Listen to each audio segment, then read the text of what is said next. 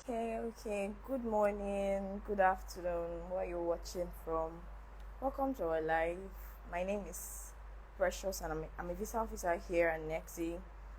And today we will be discussing and talking about most common reason for Canadian study visa denial, and also how to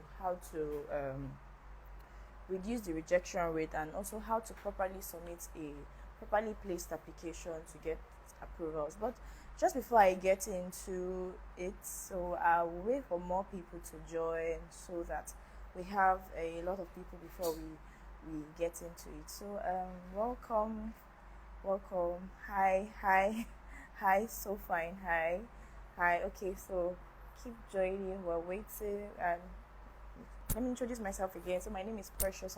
I'm a visa officer here at Nexi, and today we are talking about basic reason and common mistakes that people make while submitting their Canada application that would usually result to a denial, and how to avert situations like this so that rather than getting a denial, you get an approval. How to properly place your applications, the things to do and the things not to do. To hi, welcome, Obehi, welcome. So we just need a little more people to join in. So tell your friends, tell your siblings, send the link, share the link for them to join, because I promise this is going to be a very informative and insightful session. So also do well to drop your questions and inquiries in the chat box. If you're not comfortable dropping in the chat box, you can always go to our DMs or go on our platforms to get a number to chat with our able consultant and visa officers.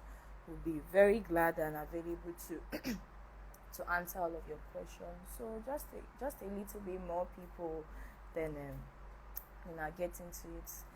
Good afternoon, good morning, good evening. I don't know where we're all watching from. Whichever, you're welcome. You're welcome. You're welcome. So I think just right about now, I'll be starting. So I will introduce myself again. My name is Precious. So the topic we're discussing today is most common reason for a Canadian visa denial or rejection, and things to do to make the scenario better or get a high approval rate. So I have an outline here, and I would like to start by introducing what's a Canadian visa, or as some other person will know it as a Canadian study permit. Now, Canadian visa or a Canadian study permit is a travel authorization, allow me to use that word, given to foreign nationals that has been accepted to study in Canada. And what I mean by accepted study in Canada is that you've been given an offer from a school, and also you've been sent a provincial attestation letter. As we know, as at January, the Canadian government made a new rule that to study in Canada for specific study class, though, you need a provincial attestation letter from the province of choice before you can submit a study application. Without that, the application will be withdrawn or rejected. So to apply for a study permit, this will mean you've been accepted to study in a certain province by a certain school, an institution, a college or university, and you've also been issued a provincial attestation letter by that province. Just allow me to deviate a bit. So to get this provincial attestation letter, this will also mean that you've committed yourself to this grant. This means that you've made a tuition deposit. Now, the province doesn't require you to make payment to get access to the provincial attestation letter. However, you need to have paid your tuition deposit before you are allowed to get this letter. And to the best of my knowledge, most provinces are already issuing attestation letter. Almost all. I'm not aware of anyone that is not issuing yet. So if you've applied to a school and you've not gotten your attestation letter yet, is one of two things. It's either you've not paid your tuition deposit, or your school is withholding the attestation letter. So I would advise that you either go and pay your tuition deposit, or you reach out to the school and let them know that you're still waiting for the attestation letter. So back to the topic. So back to the topic that we're discussing, which is common reasons or mistakes that people make that usually lead to a visa, a Canadian visa denial. Now, to apply to a Canadian school, so that means you're either applying for a postgraduate diploma, postgraduate certificate, or a master's program. So, which of these allows you to study in Canada? So, one of the common mistakes that I have here on my list is submitting fake documents. So, in as much as we know, or maybe we would not know, but as consultants we know that Canadian study permit is very document intensive. That means to apply for a Canadian visa, you have to have a whole lot of documents to prove a whole lot of things. And because so many people don't have this document, they will eventually they might go to an agent that is proving or supposedly going to provide them documents, which sometimes, or it's not sometimes, most of the times, are fake. So when you find yourself in a situation where you are having to submit fake document, or you are going the large extent to forge a document, this might not just give you a denial. This might give you a ban. Someone is asking a question. This provisional attestation letter apply for BSc? Yes, it does apply for BSc. Anita Cole, yes. So the only class of study that doesn't require provisional attestation letter is for masters and PhD. So if you're going for a postgraduate diploma, a postgraduate certificate, or an undergraduate program, yes, you'll be needing an attestation letter from the province that you're going to study. So back to what I'm saying, one of the common reasons that we've seen for getting a Canadian study ban, very important, or a denial, is that people usually would submit fake documentation. So fake documentation is they're different. Fake documentation might be a fake bank statement. I think I've had a situation where somebody went as far as to forge their age, and when the Canadian embassy did their checks and realized that this person has lied about the age that they were given a 5 years ban. And I don't think submitting a Canadian study application is a lot of money. I don't think you want to go through all the stress of spending so much money, so much time, putting in so much effort to now eventually get a ban. So in cases like this, we advise that if you don't know the right document, or you don't even have the document, it's very important that you speak to a consultant to advise you. You might actually think you don't have the document, or the documents are hard to get, whereas it is just all around you. So just before you submit the application, or you're not clear on documents that you need to submit, please reach out to a consultant. We are always able, our DMs are open to assist you and to help you with the proper information you need, or how to go about your documentation. Now, next on my list is having insufficient funds, as we are very aware of.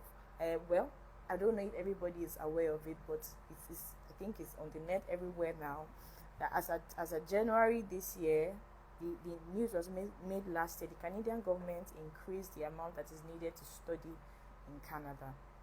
So for the main applicant, you'll be needing around 20,636 Canadian dollars. And if you're a Nigerian, you have to be doing the conversion to Naira. The official conversion platform that we use is Rwanda. Now, most people don't have up to this amount. Maybe they're patching somewhere, patching here and there. And we won't realize that even when you have this exact amount of money, you still tend to get the denial. So we usually advise people that yes, the Canadian government has stated that what you need to study is to have a living expense worth 20,636 Canadian dollars. It's also advisable to have more than that, as this will show source of continuous sustenance in case of any necessity that might come up that was not included in this money. So in the case, or in the situation where you don't even have up to the stipulated amount already stated, that is an obvious denial. There's no way about it. Yes, it is also good to also show proof of maybe a continual sponsorship. Maybe you have a business that is still going to be providing you with a certain amount of money throughout the course of your study, but we strongly advise that you have the physical and tangible cash. That means you actually have the money. So let's say for instance, what you need to study is an equivalent in conversion of Naira, or whichever country you're watching from, or you'll be submitting from, is maybe 20 million Naira. we would advise that you have more than that. Now, if you now don't even have up to the 20 million naira, maybe you now want to submit documents to support that, although you don't have up to this, so you have businesses or you have ways to get it or make the money up eventually. We don't advise that, because that will most times, 70% of the times, lead to a denial. So it's better you have the physical money that you need, the exact amount, and you also have more than that. So for Canada, more is always better. Don't forget that. So another reason is a inability to show home tiles. Now, we're Nigerians, and we know that one of the major reasons why we want to spend so much money to go and study in Canada is that we're probably looking for greener pasture.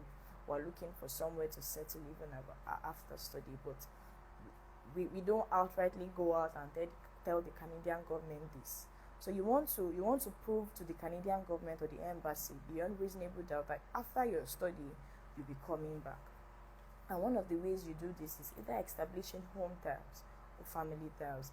And one of the ways we also advise our clients to do this is, if you're a family, would sometimes, not all the time, advise that the main applicant goes and the family stays back.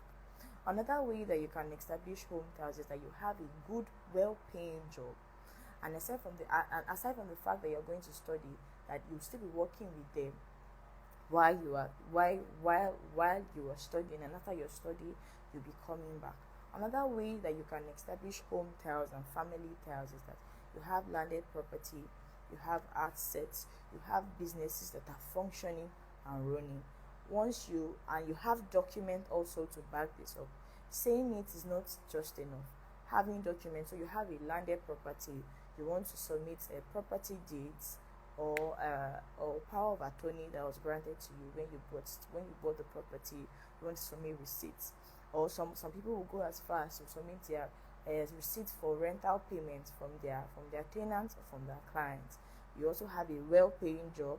You want to submit a study leave from your organization, saying that although they are allowing you to go and study, what you are going to study is beneficial to them, and they are well open to welcome you back and expecting you back when you're back. Also, having family here in Nigeria, your husband, your children, because obviously family is like the bedrock and the foundation of a society. So going abroad doesn't mean that you're going to neglect your family. So something, maybe your husband, your children are back here in Nigeria, but it's also a good way to show family ties and home ties, and also to prove to the Canadian government that you'll be coming back after your studies. One of the issues that we've also experienced, that we've also seen, that would likely or most likely lead to a rejection, is that what you are going to study has nothing to do with what you have studied in your first degree or what you have done all throughout your study. Okay, so there's a question here again from Anita. What if you want to go for an undergraduate study but your parents are in the UK? So yes, you can go for an undergraduate study and your parents are in the UK. So as I said, there are various ways to establish hometown. It's not just family. You have assets, and since you are going for an undergraduate program, your parents in the UK. How are they in the UK? Are they residents in the UK, or are they citizens? So, I would say this question is vague. So there's limited answer. There's a limited answer that I can give to this, because I don't know the background. I don't know the background of the question. So I would suggest that you send us a direct message. So we'll have a discussion at length, and I would know how to properly advise and how to properly go about this. So there's another question here. What about your personal business? How do you prove to them as a child? So if you have a personal business that you're running, so I would expecting that the business is properly registered. That would mean you have a CAC, and the CAC is active and functioning, and also you have a business account. Now, why this is very important is that you want to show them that you have a business account that is currently active. That means, because one of the documents for submitting a Canadian account is that you need to submit a 4 months bank statement. That means you want to submit a business that is registered in your business name, that is also that you are a signatory to, and you want to also submit a business account to. So this will help convince the consular that yes, you're a businessman going to study, but the business is very, very active, running and functioning. So even while you are studying, you're not leaving your business behind. Although you are going on a study leave for a while, you eventually be coming back. We've also had situations where clients don't have a business account or a registered business. However, the business is running and functioning. This is not a clear-cut solution, but it's something that can be done, because advising a client that is probably contacting you in January and wants to go and study in May to go and register a business in January might be dicey. Most times it might fly, most times it might not fly.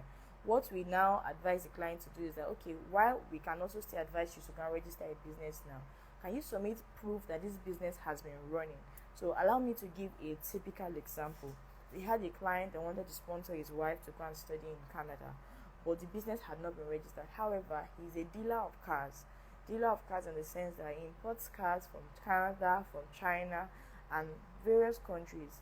But the business has not just been registered. So we told him that, coupled to the CAC and registration, also send us proof of importation and exportation. So he sent us documents of importation as far back as 3 years back, to show that although because of certain various reasons he had not properly registered the business, this business has been running and has been active for the past year.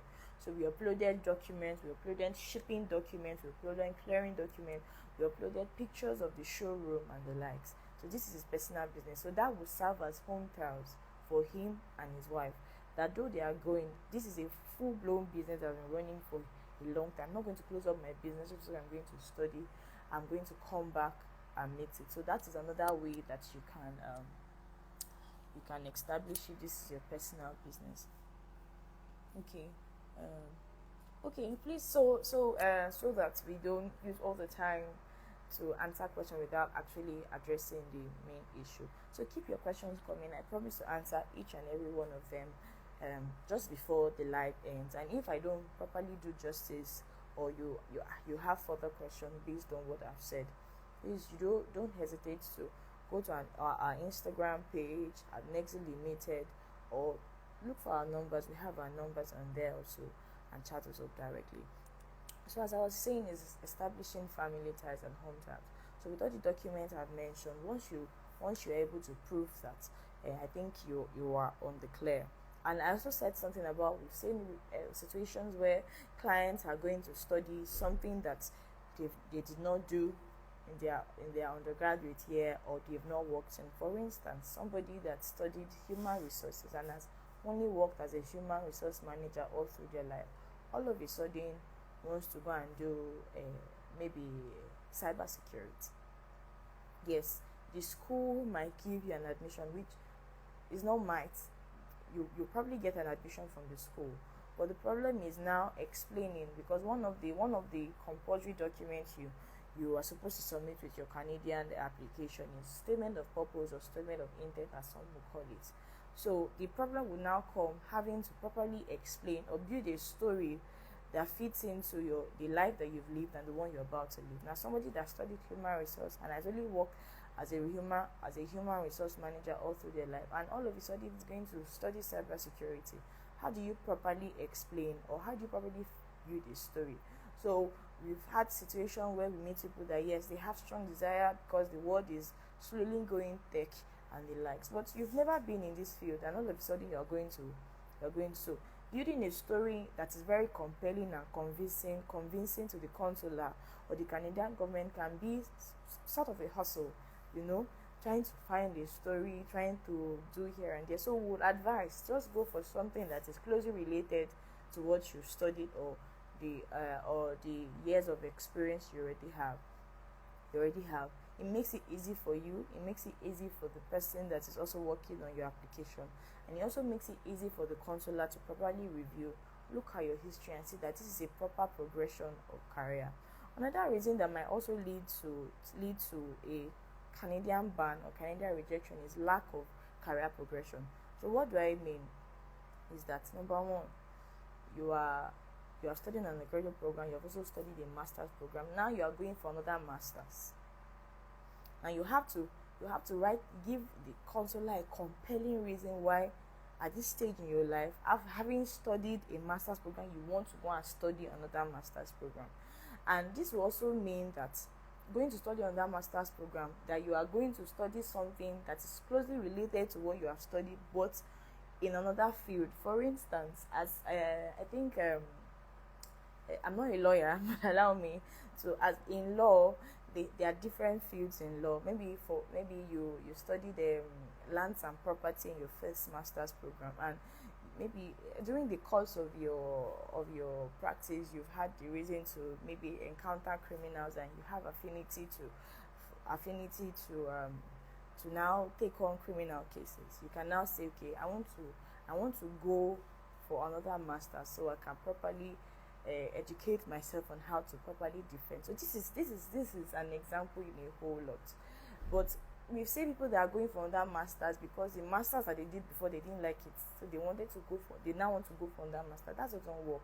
That's not a good career progression. So undergraduate masters, you're either going for a PhD, or you're deciding to go for another masters because you have found another problem that you want to elaborate your knowledge on, or you want to now be very vast in, and it's greatly going to help you in the labor market, interacting with people, or help you advance your knowledge in the previous masters. That helps. But you're just going for that masters because maybe the previous masters you didn't like it. That is not a good career progression. I would probably lead to visa denial. Another reason is Canada is very age sensitive. Very, very age sensitive. There's a certain age you are, and you can't go for a certain program anymore, or a certain degree.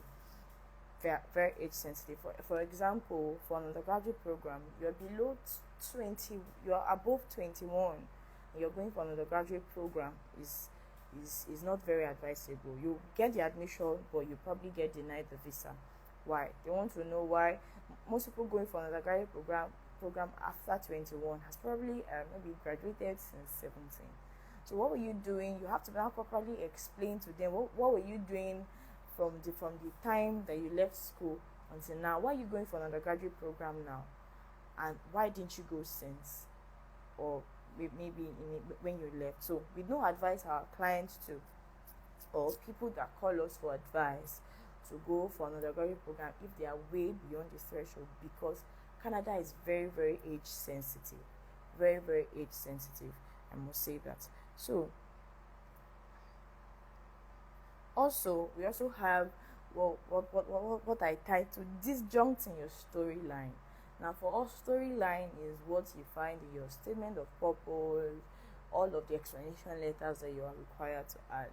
Now, there's a way that a statement of purpose or statement of intent has to be written, and it has to follow a professional storytelling manner. Now, every explanation you're going to be giving us, I would like to call it, every story you are telling to the consular to convince him, has to follow a certain pattern. That means it has to be well structured, well detailed, explained, and backed up with proper documentation. Now, we see people come to us and tell us, okay, why are you going to study this? What prompted you? And what has your life been? Have you worked in this field? Have you encountered something that triggered your interest to want to go and study this course? And most of the times, we don't get the proper answer from them. And if you can't convince me as your travel consultant to believe your story, how do you convince the consular that is reviewing your application when you are not there? So we advise that even before you even go through the process of getting the admission, that you get your storyline correct, and every story that you'll be telling, that you make sure you have proper documentation to back it up. One other major reason or major problems that we face when that would usually lead to a denial is the fact that we find people that wants to use a sponsor. Now, one of the ways that you can finance or sponsor your Canadian study, aside from the fact that you can sponsor yourself, is another most effective way to use a sponsor. A sponsor be a second party, or in some cases a third party, and this includes and is not limited to your husband, your parents or very close siblings. If you have to go far, you have to be able to prove. Now, we've also found situations where people want to use sponsors that they are not in any way related to. So you say, they call and say, I want my auntie to sponsor me. So when you start inquiring and asking them how you, yeah, it's not my auntie like that, it's one of a family friend. So that is not a very advisable way or advisable form to be sponsored. If I was the one working on your application and you say you want to use a family friend to sponsor your application, I will blankly reject it. Family friend, why is a family friend sponsoring you at this time? Don't they have children? Don't they have their responsibility? Has there been a time where they have sponsored you with an amount as high as this, or for a reason as huge as this? Because going to Canada to study is not beans. It's a lot of money, takes a lot of effort and a lot of time. So why is your family friend coming to sponsor you at this time? So if you're using a sponsor, you want to make sure that the sponsor you are using is someone that is closely related to you and someone that has established a precedence of previous sponsorship. Maybe your parents, they paid your tuition fee, your sister, she has been your guardian and has been in charge of you, or even your auntie, someone that you can probably prove and submit documentation for, and the person also can submit documentation for that that they are willing and will be able to sponsor you. So I think I something else on my list is calculation of funds. For Canadian studying, your funds determines more than 70% of your visa approval. Every other documents are things that can easily be gotten or easily sourced for. But we have seen that one major reason that people aspiring or wanting to study in Canada faces is finances and expenses. So just allow me to reiterate how much that is needed again to study in Canada. So this was reversed. This amount was reversed just early this year. As a last year to study in Canada, you need just 10,000 Canadian dollars to study. But at January this year, it was increased and that amount doubled. So to study in Canada now, you need as a main applicant, you need to show a living expense of 20,636 Canadian dollars. If you are going with a family, so that is your two, you need to show a proof of funds living expense of 25,691 Canadian dollars. If you are going above and like that, you keep on adding. If you are going with a family of 4, you need just around 38,346 Canadian dollars, and this is just the living expense. So how do you do your financial calculation so that you don't miss it? Now, the Canadian government has rightly stated and has told us that what you need for living expense to study in Canada is 20,636 Canadian dollars. But don't think this is just for living expense. This is how much you need to survive. So this will mean this amount includes housing, transportation, feeding, and other miscellaneous expenses that might come up when you're in Canada. But however, don't forget you still have tuition fee to pay. So I'm going to paint a scenario. So say you want to study in a school like maybe say Conestoga. I think Conestoga's tuition fee is around 19,000 Canadian dollars, and they would usually require that you make an initial tuition deposit of 8,000 Canadian dollars before they issue you your letter of acceptance or your provisional attestation letter. So this will leave you with around say 11 to 10,000 Canadian dollars. Usually the duration of when this will be paid is really stated on the LOA, but most times usually after you've arrived in Canada. So you already know how much you need for living expense for yearly sustenance in Canada, which is 20,636. So you want to add 20,636 to the balance of your tuition fee that is needed.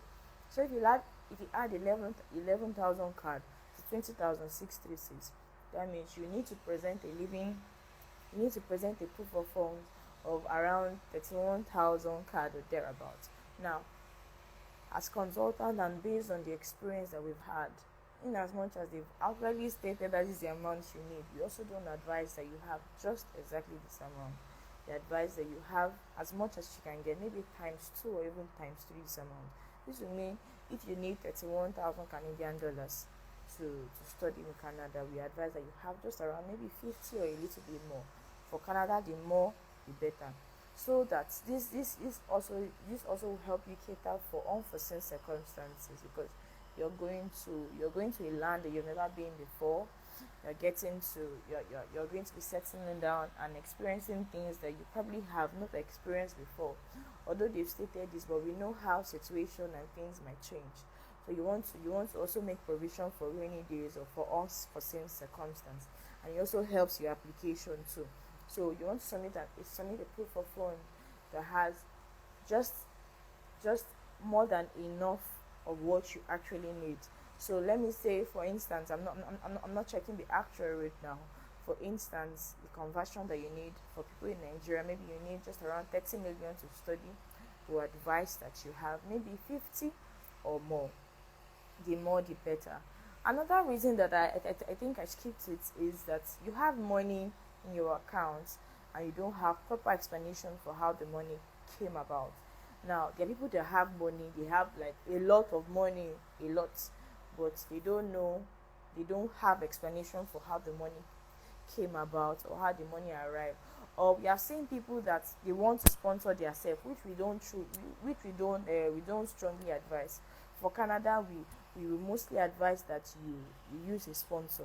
But in a situation where you want to sponsor yourself and you ask, okay, because you want to sponsor yourself, one of the documents that you submit is proof of employment, that you've been employed and you're working.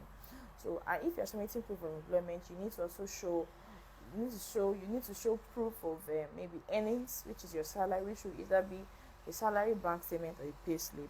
Now we see somebody that wants to go and study in a school that require them to submit a 30 million naira as proof of funds, and you ask, so how much do you earn? And the person is saying, I earn 150,000. That is not a good way to sponsor yourself, because if you ever know the calculation, you've been working for 10 years, you have been earning 150. Obviously, you did not start earning 150,000 for 10 years. For the last 10 years, your salary probably grew to that point. And let me say, it's not possible that you save all of the money you earn. You probably would, of course, you are living and you're eating. Probably maybe have a balance of 100,000. You've worked for 10 years. It still doesn't sum up to the amount. So in cases like this, we advise that you use a second party sponsor that actually has document and money to sponsor you. You can't sponsor yourself on a very low income. That is bad. You're going to get denied because you're not going to be able to prove how you were able to come about that money. But some people also have a way of going about it. Some people will sell property, some people will sell assets and the likes. Now, selling of property is not our first option for sponsoring your study to Canada, because if you are having to go put the extra mile to sell a property, to sell an asset you own that is supposed to be uploaded for you as proof of hometown, because having property, as we have initially said, is one of the ways you can prove that you are going to come back to Nigeria. If you are going to have to sell those property to now have to sponsor your trip, it's somehow, not all the time, gives the notion as though you are not buoyant enough to sponsor yourself, and so you have to sell something off to sponsor yourself. So it's better that your property or your properties are intact and you have the money, and or you have someone sponsor you in situations like this, and your property is used as proof of hometown. So I'm still you can still keep your questions coming. You can keep your questions coming. Whatever question you need or clarification based on what I've said, you can ask. You can ask, because I think I've touched on the major reasons why we get Canadian refusal. And aside from that, this is what I've said is not restricted to or limited to just what I've said.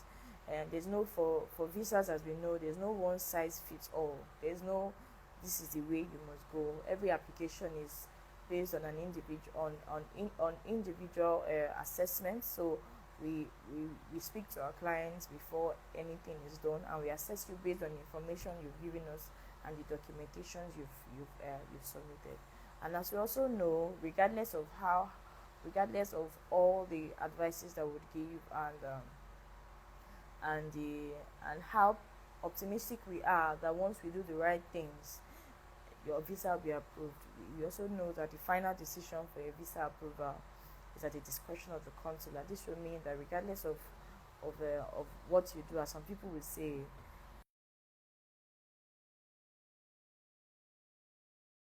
of God, at the consular reviewing the application. So just about now, I will be taking questions. So if you have any questions or clarifications or something that is bothering you or something that you want to know about your application, you can please drop drop your drop your questions on the chat box or send it to us directly.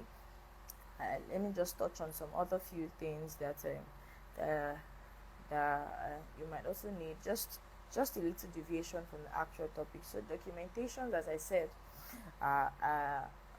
one of the major reasons that people get denials for submitting insufficient documents, fake documents, or documents that are not well explained. So allow me to reiterate the things that you need again to apply for your Canadian study permits. Number one, you need your passport data page. As we know, you're not going anywhere. You're going to remain in your country if you don't have your international passport, because that's what guarantees you entrance into any foreign country as a foreign national. So you need your international passport at least valid for 6 months. If you have the ability to renew, please do renew it. You need your 4 months bank statement.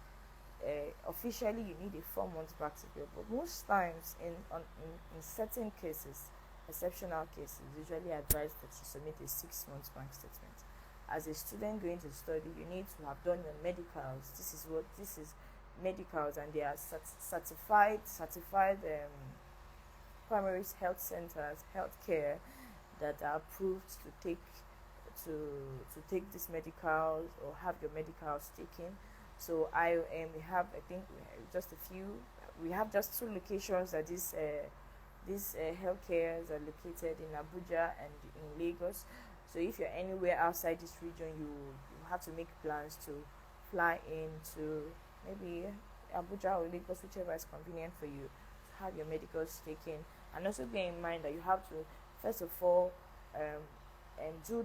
make the appointment online before you have to go, because if you go to any of these centers without properly booking an appointment, you won't be accepted into the premises. So they're looking at either IOM or I think Q Family Life. The certified healthcare centers are on the GCK portal.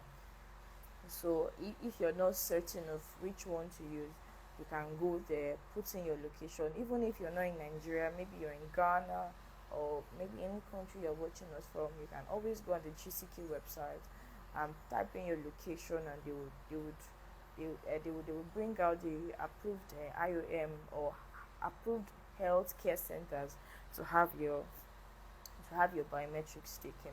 Aside from this, also you need a police clearance certificate. So police clearance certificate is for, I think, the headquarters of any city that you are, certifying that you've been a good citizen, you've not committed any crime, you've not committed any offense like that. Also, you need to submit your educational credentials, mostly the ones that you used while you were getting your admission, and there should be no discrepancies between what you used and what you'll be submitting for the visa. And that will be if you're going for a master's program or a graduate certificate course, that would be your transcripts, your certificates, your work certificates, your reference letter. For people going for master's program and have study gap, you also want to show proof that you've been active through or all through the while that you've been out of school. And this will be either submitting your employment letter for all the places you've worked, just write about when you're about to go and study, or reference letter from these places you've worked. As much document as you can get also helps a lot. So other documents that you can also add, as we said earlier, that will help to establish home ties and study ties would be landed properties that you have, rentals, property rentals, business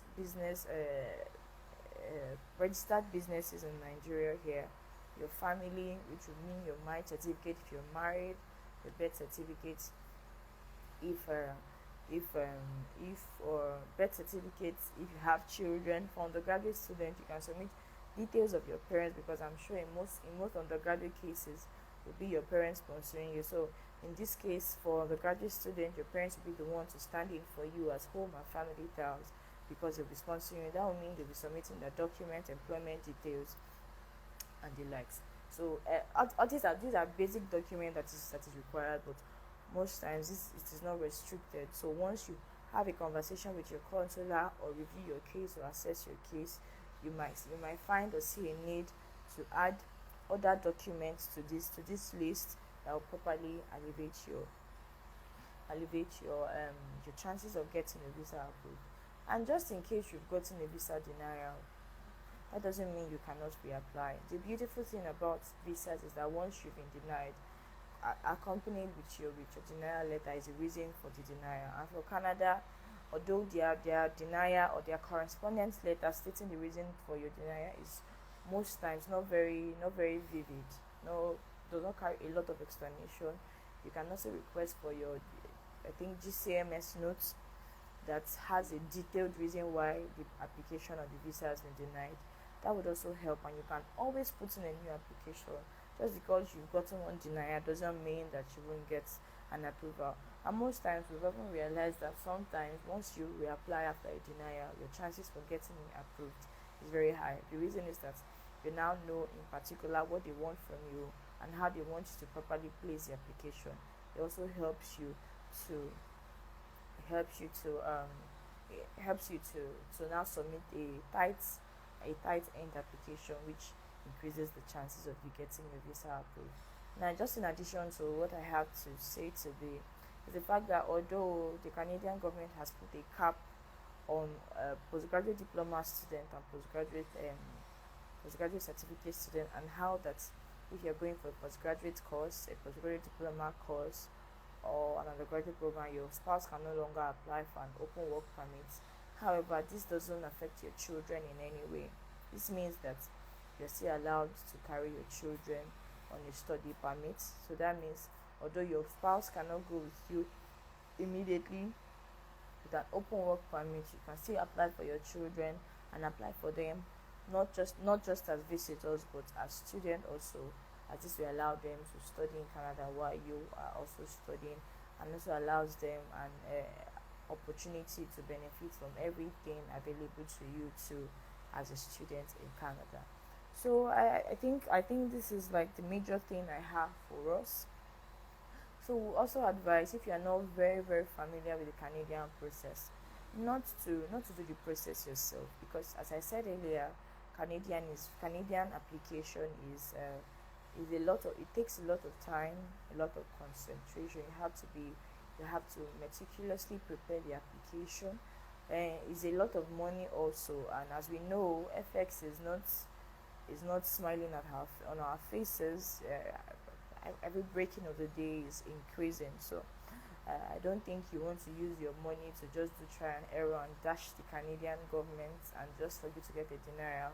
I would advise that if you're not very familiar with the process, that you contact a travel consultant. And NextZ is assuring you that we have capable hands to take in all of your questions and all of your inquiries, so that we help you deliver your dream of studying in Canada. Canada is a very beautiful and a beautiful location that you want to go to. So if it's something you're looking out for, it's not something that is out of your reach. Is something that can be done with proper guidance, proper documentation. So please don't allow anybody scam you.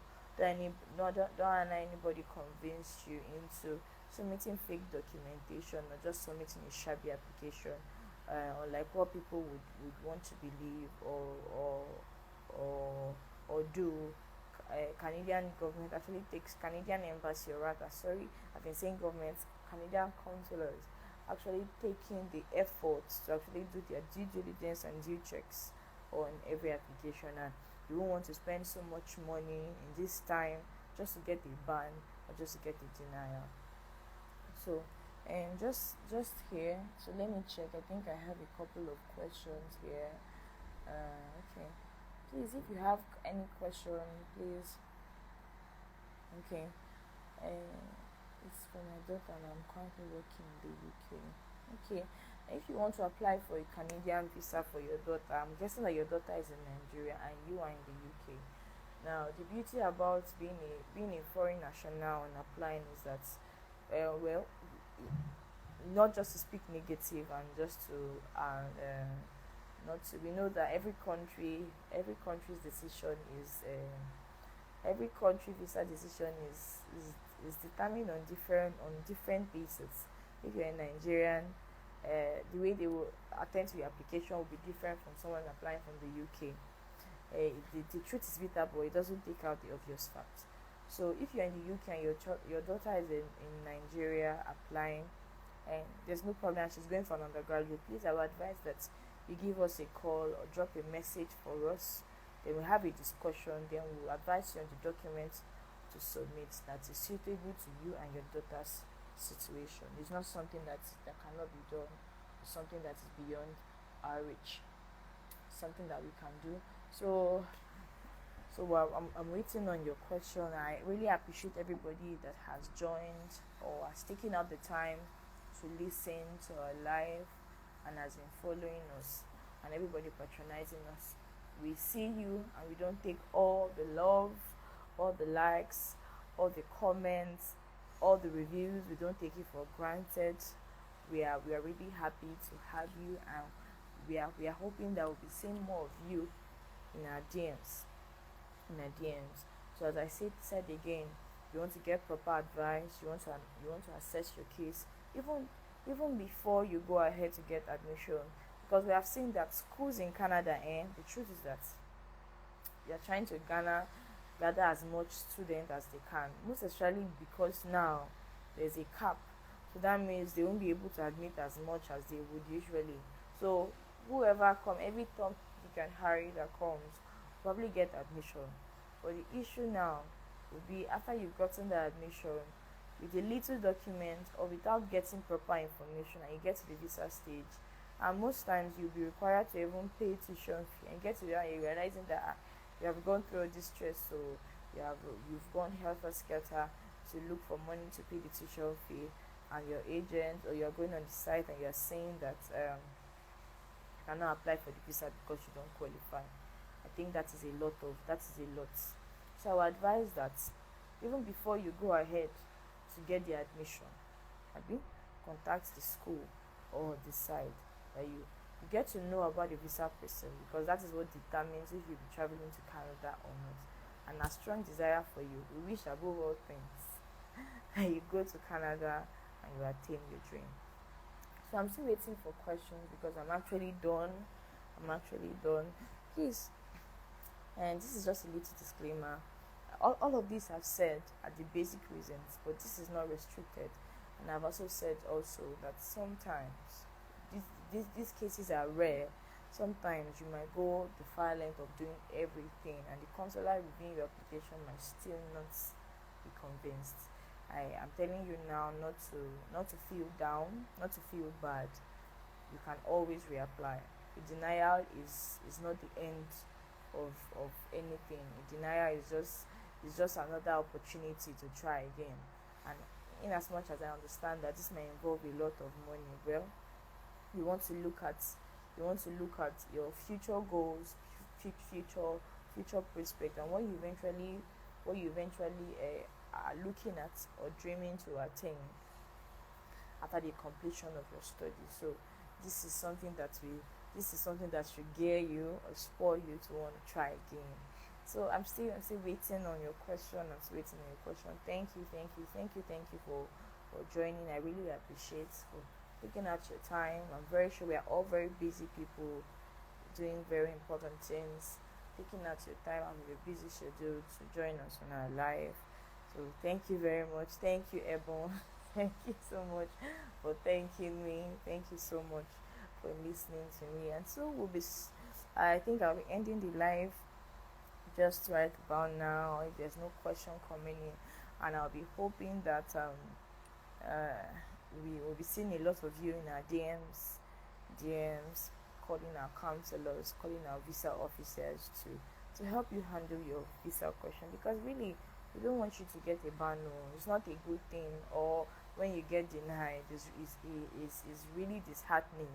It puts somebody down, it puts you down, it makes you unhappy because you spend a lot of money, spent a lot of time. Some people even travel all the way from their cities, from their whatever place they are, to come and have biometrics. As I said, have their medicals taken, and all of those is to the end that you get the visa approved. So thank you very much once again. My name is Precious again, and I'm a visa officer here at Nexi Concept. And if you found what I've said insightful, informative, and you like to give Canada a try, or you're already in the process and you need certain information, or you need somebody to take up the application, or take the load of you, our DMs, our phones, our Instagram channels, all of our social media platforms are open 24 hours. Please do well to drop your question, drop your contact, and in no time, ASAP, we will contact you. So thank you so much.